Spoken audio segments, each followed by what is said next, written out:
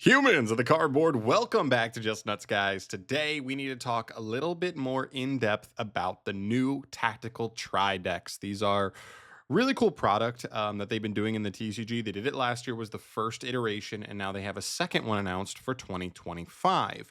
What it is last year was a kind of like a structure deck, except no actual new support for the archetype that's in the structure or in like the I don't even know what you call it, like the built prepackaged deck, but it's so much more ready to go and just buy one of them and you can already start playing these archetypes. So it's a really good like starter edition for just players who are new to the game and want to get a semi competitive deck without being all the way there, because it just gives you a lot of pieces to kind of get started. And these are decks that generally do well at like kind of teaching players card advantage and a lot of just modern competitive aspects of the game, just from playing these archetypes in a more pure sense.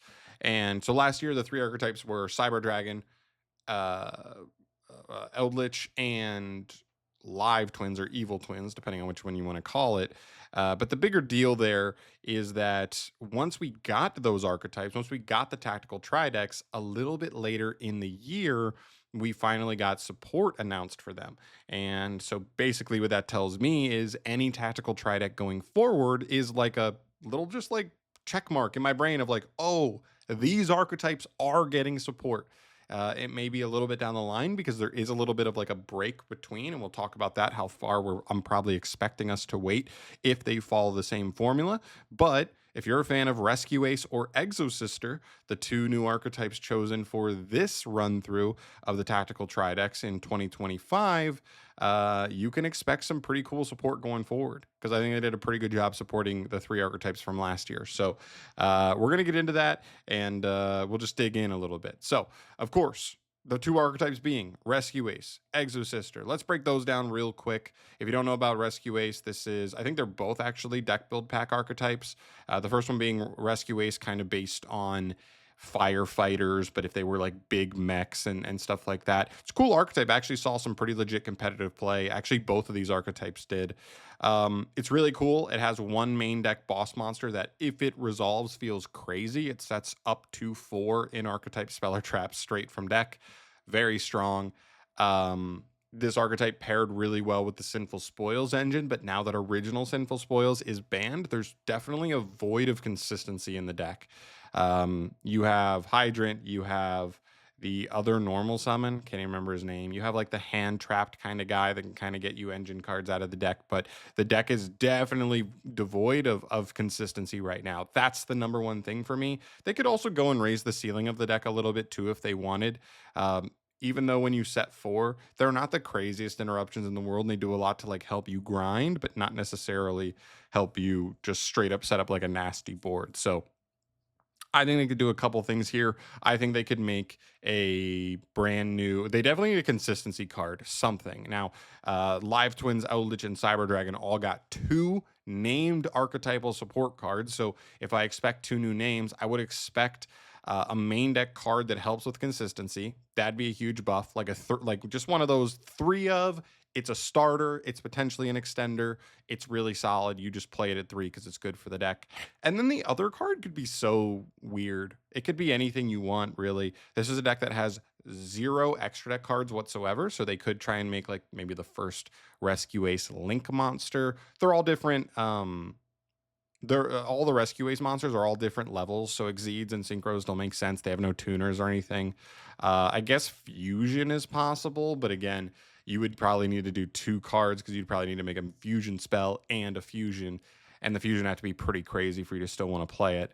So I would think Link makes the most sense there if they're going to go the extra deck route, or just make 2 new main deck cards, and one of them for sure needs to be a consistency card. The other one can be a myriad of different things as long as it's just still good. And keep in mind, we also expect 1 indirect support card as well. We'll get to that in a sec. But that's kind of where I sit on Rescue Ace. Like I still think they hold up. They still have high card quality. They just can't do what they want to do consistently enough. If they gave them a good enough consistency push, this deck could be right back there again, at least as a high level rogue deck yet again.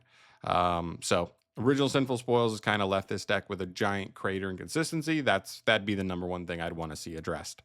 The other archetype is Exosister. This one's a weird one. This archetype is Exceed base. I don't want to say rank 4 base, but this archetype hard locks you into Exosisters, so they really don't tend to leave the Exosister names in terms of the monsters you're like ever summoning. They just have really restrictive effects, but their cards are pretty powerful in quality. They have like a good Rhoda card. They have a really good main deck monster that's insanely powerful. People have compared it to Mathmech Circular. That card's banned. To give you an idea.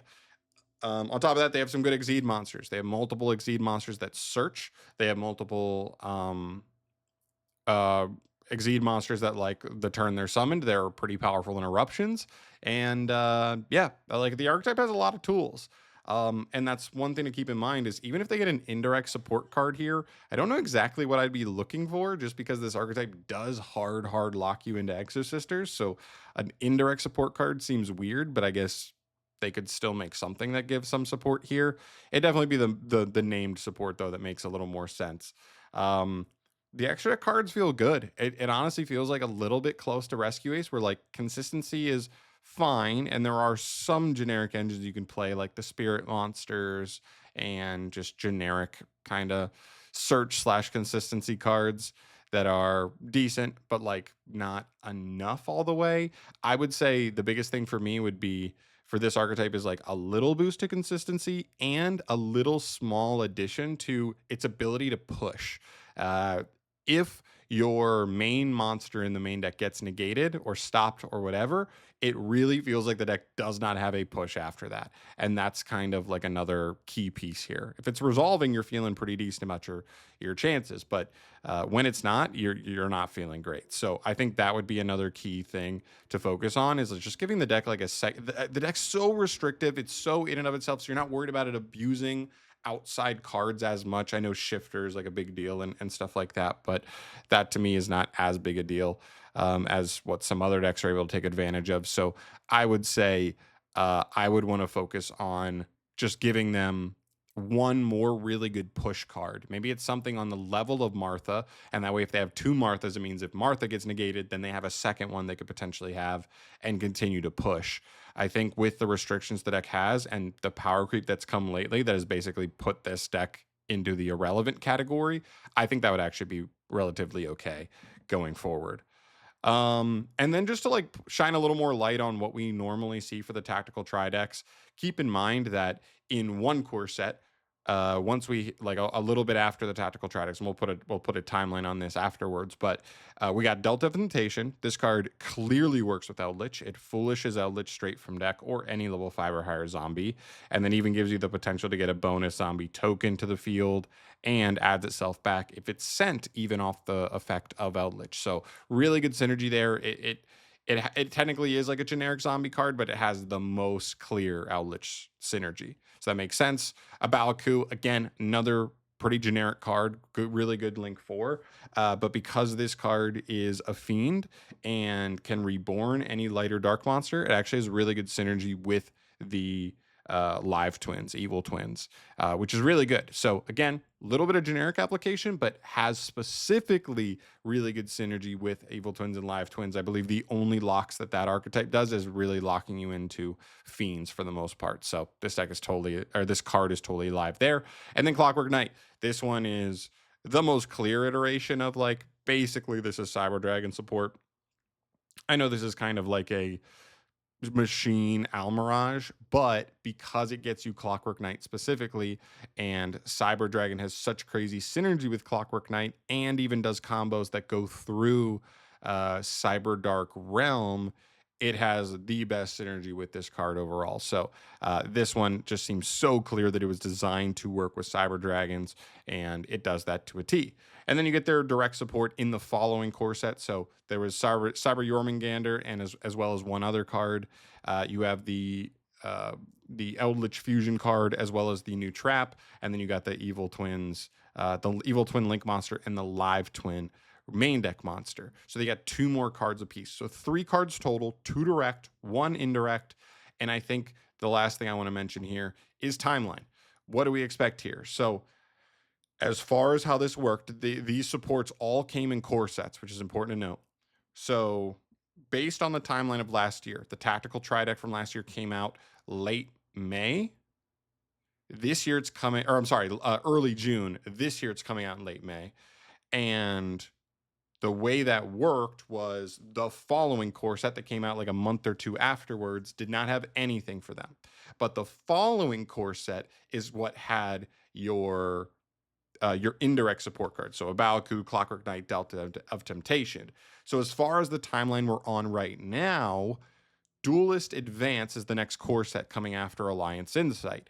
That is coming out before the Tactical Tridex. So I do not anticipate any support in that set. In fact, I don't even anticipate any support in the core set after, because that's not what they did last year. I would expect it, though, in the third core set to come out from this point looking forward, at least from the OCG standpoint.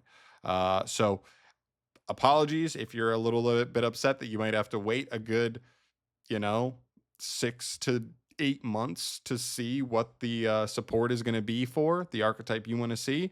But based on the timeline we had last year, that's what I would expect. And then the archetype, or the core set after that third one, the fourth core set, that would be the one where I would expect to see the direct support, 2 direct support cards for each of these archetypes. It is also maybe worth mentioning that at the same time, this is a tactical tri deck that only has 2 archetypes instead of 3. I kind of still expect the same breakdown as far as, future support. But I guess, to be fair, Konami could just say, hey, we're only giving you 2 instead of 3. Let's give you a few more cards. Let's give you 3 archetypal cards. Let's give you 2, indirect support cards. You know what I mean? I don't think they'll do that, but it is worth mentioning that like they could choose to go that route because they're only doing 2 instead of 3. But I think that's it for today. I think that's everything I wanted to mention here for Tactical Tridex. If you're a fan of either of these archetypes, and I honestly am like a slight fan of both, so I feel like I'm not mad here. I would say for last year's archetypes, I am definitely a Cyber Dragon fan, and then I'm like again like a mid fan of Eldritch and the Evil Twin decks. So like still kind of a win, all 3 across the board. Like it's one of those things where it's like, I kind of like this archetype. So if the support is really cool and pushes the deck in a direction I like, I could easily find myself wanting to play the deck. So either way, I think it's kind of like a win-win. And so I'm pretty hyped to see where this goes. Now we obviously have some time before then, but at least it's worth mentioning here and just keeping it in the back of your mind. So when it does come, you're not like totally blown away. But yeah, that's really cool. But that's it for me today, guys. Thank you so much for watching. As always, subscribe to the channel for more stuff like this from me down the line. I know we're in this little lull for Yu-Gi-Oh news, but I want to do just some cool discussions on some products that we can just get a little more deep into. And so hopefully we ramp back up soon, getting into like Duelist Advance and some of the other reveals like deck build packs and structured decks and stuff pretty soon. But of course, all in due time. I'll see you in the next one. Thank you so much for watching, guys. As always, subscribe to the channel for more stuff from me down the line. I'll see you in the next one. Peace.